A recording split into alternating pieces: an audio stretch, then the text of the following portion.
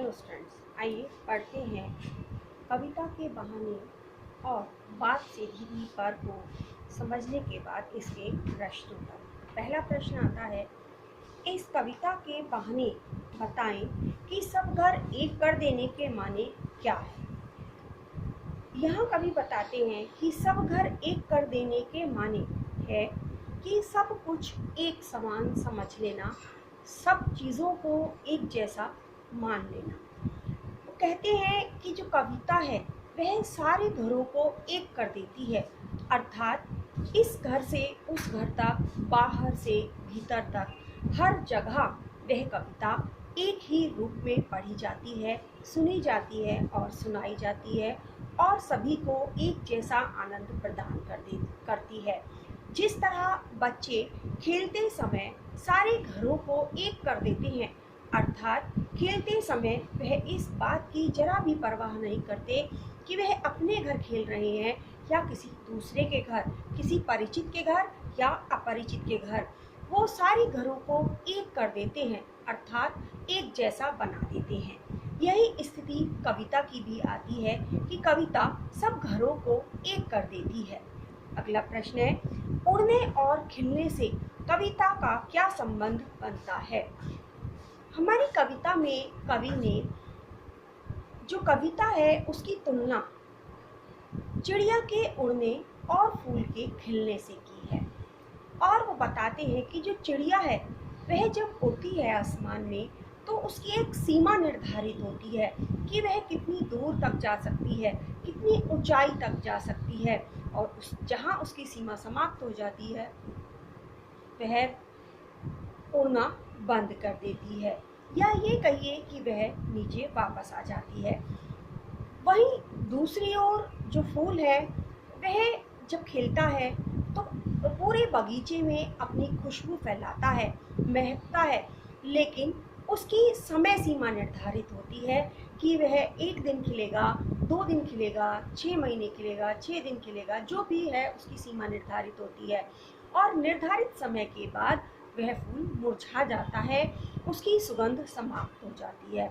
लेकिन इन दोनों से, चिड़िया के उड़ने से या चिड़िया की उड़ान से और फूल के खिलने से, कवि ने कविता की तुलना की है और बताया है कि कविता इन सारे बंधनों से परे है। कविता जब उड़ती है तो वह एक घर से दूसरे घर, एक देश से दूसरे देश, एक सीमा से दूसरी सीमा को पहुंच जाती है। उसकी उड़ान की जो कल्पना है वह चिड़िया भी नहीं कर सकती। चिड़िया उड़ने वाला पक्षी है, लेकिन फिर भी कविता की उड़ान का अंदाजा वह नहीं लगा सकती, या ये कहिए कि कविता की उड़ान की बराबरी वह नहीं कर सकती। वहीं दूसरी ओर जैसे फूल खिलता है तो वो खिलने वाला फूल और सुगंध फैलाने वाला फूल कविता की महक की बराबरी या कविता के खिलने की बराबरी नहीं कर सकता। कविता जब खिलती है तो वह सारे संसार को आनंदित कर देती है, अपनी खुशबू से सभी व्यक्तियों को प्रसन्न कर देती है, इस संसार के सारे लोगों को प्रसन्नता पहुंचाती है। और दूसरी विशेष जो बात है उसके अंदर वो यह है, उसके खिलने के लिए कोई समय निर्धारित नहीं होता कि वह कितने दिन खिलेगी। एक कविता यदि खिल जाती है तो वह अनंत समय तक खिली रहती है और उसी तरह सारे संसार को प्रसन्नता प्रदान करती है, खुशबू फैलाती है और सभी पर अपना एक जैसा प्रभाव डालती है। अगला प्रश्न है, कविता और बच्चे को समानांतर रखने के क्या कारण हो सकते हैं। समानांतर अर्थात एक दूसरे के समान रखने के। तो यहाँ पर कवि ने कविता की तुलना जो की है चिड़िया के उड़ने और फूल के खिलने से की है, लेकिन बच्चों के खेल से उसको समान बताया है, उसके जैसा बताया है। कवि का मानना है कि जो बच्चों का मन होता है या जो बच्चे होते हैं वो कल्पनाएं बहुत सुंदर सुंदर करते हैं। उनकी कल्पनाओं का कहीं कोई किनारा नहीं होता, कोई छोर नहीं होता। वो बहुत अधिक और बहुत सुंदर सुंदर कल्पनाएं करते हैं। वहीं दूसरी ओर जब कोई भी कवि काव्य रचना करता है तो काव्य रचना बिना कल्पनाओं के नहीं हो सकती। कवि किसी एक भाव या विचार में अपनी कल्पनाएं मिलाते हैं और उन कल्पनाओं को मिलाने के बाद ही वह बहुत सुंदर सी काव्य रचना कर पाते हैं। तो जो कवि की कविता है वह भी कल्पनाओं पर आधारित है, और जो बच्चों का जीवन है वह भी कल्पनाओं पर आधारित है। इस तरह दोनों के बीच जो कल्पनाएं हैं उनमें समानता देखते हुए कवि ने बच्चों को और कविता को समान रखने की बात सोची और हमारे सामने प्रस्तुत की है।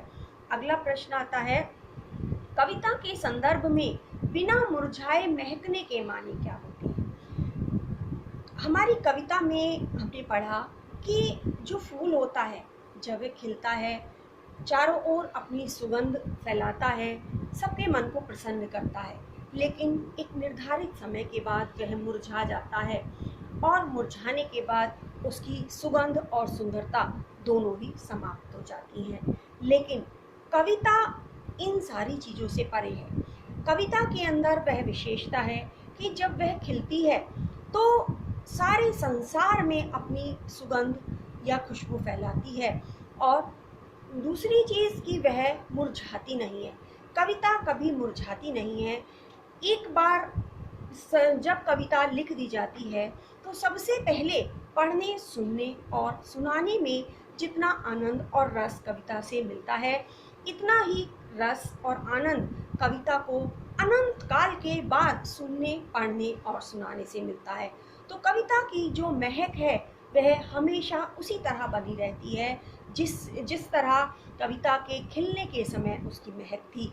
तो यहाँ पर कवि ने कहा है कि बिना मुरझाए महकने के माने, कि बिना कभी मुरझाए महकने के माने या महकने का अर्थ तो सिर्फ कविता ही जान सकती है।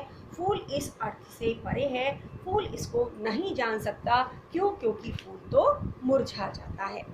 अगला प्रश्न है, भाषा को सहूलियत से बरतने का क्या अभिप्राय है? कविता में हमने पढ़ा कि बात बहुत सीधी सी थी, सरल सी थी, लेकिन कवि ने भाषा के चक्कर में उलझकर उसमें कुछ परिवर्तन कर दिए। परिवर्तन भले ही सामान्य से, साधारण से और बहुत सूक्ष्म थे, लेकिन फिर भी उन परिवर्तनों के कारण जो कविता थी या जो बात थी वह बिगड़ गई। जो बात के अंदर प्रभाव था वह प्रभाव समाप्त हो गया। बात का अर्थ स्पष्ट हो रहा था पहले, लेकिन फिर स्पष्ट होना बंद हो गया।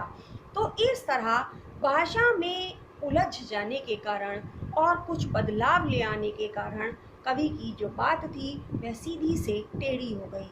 कवि उसमें उलझ गए, बहुत प्रयास किए, बहुत भाषा को तोड़ा मरोड़ा, घुमाया फिराया, उल्टा पलटा, लेकिन कहीं बात नहीं बनी।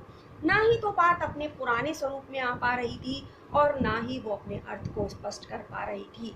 तो इस तरह भाषा में उलझ जाने के कारण बात अर्थ और महत्वहीन हो गई, प्रभावहीन हो गई।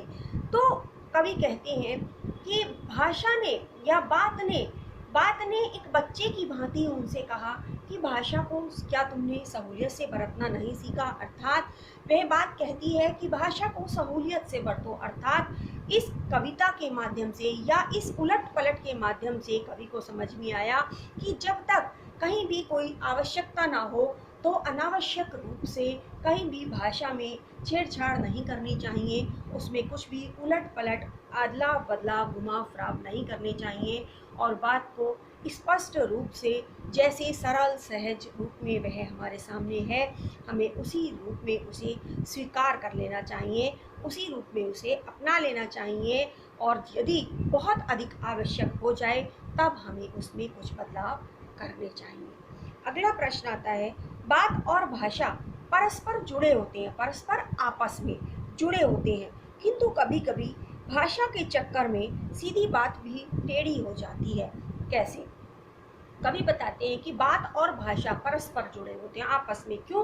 क्योंकि जब कोई बात कही जाती है या लिखी जाती है तो उसमें भाषा का बहुत बड़ा योगदान होता है। भाषा उसमें सहायक होती है, तभी वह बात स्पष्ट रूप से अपना अर्थ और अपना महत्व दर्शाने में वो सक्षम होती है। तो जो बात और भाषा होती है वह आपस में जुड़े हुए होते हैं, लेकिन कभी कभी कुछ विपरीत परिस्थितियां बन जाती हैं और उन विपरीत परिस्थितियों के रहते भाषा में कुछ अनावश्यक बदलाव कर देने के कारण भाषा बात को उलझा देती है, बात को स्पष्ट करने की बजाय उलझा देती है और बात अर्थहीन और प्रभावहीन हो जाती है।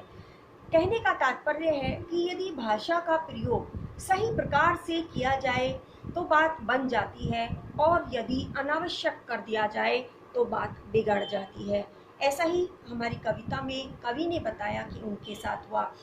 बात जो थी वो सरल, सहज और स्वाभाविक रूप से कही गई थी, लेकिन कवि ने उसमें अनावश्यक रूप से परिवर्तन कर डाले, कुछ बदलाव कर दिए, जिनके कारण बात उलझ गई और बात स्पष्ट नहीं हो पाई, अपना अर्थ प्रकट नहीं कर पाई, वह अपना महत्व नहीं दर्शा पाई, उसका वह जो उद्देश्य लेकर आई थी वह उद्देश्य इस संसार के लोगों के सामने नहीं रख पाई।